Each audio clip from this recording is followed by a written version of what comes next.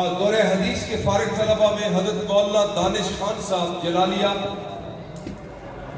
حضرت مولانا منیر احمد صاحب جھنڈ، حضرت مولانا انیس احمد اصغر، حضرت مولانا امیر حمزہ جلالیہ، حضرت مولانا محمد حماد بھگوانی، حضرت مولانا صادق خان مردان، حضرت مولانا غریب نواز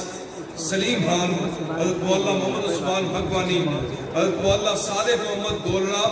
حضرت مولانا محمد حذیفہ بہبودی، حضرت مولانا محمد اویس ہری-پور،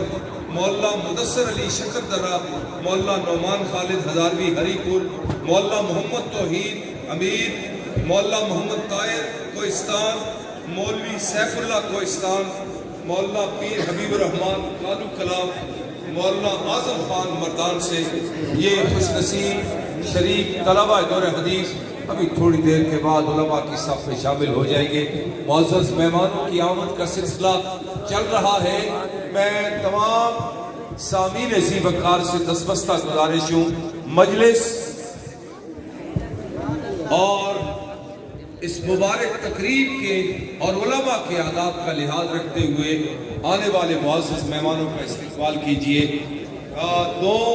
خوش نصیب شعبہ تخصص سے تعلق رکھتے ہیں فی الفقہ اسلامی، جناب مفتی فہمید رشید بن عبدالرشید صاحب حضروں سے،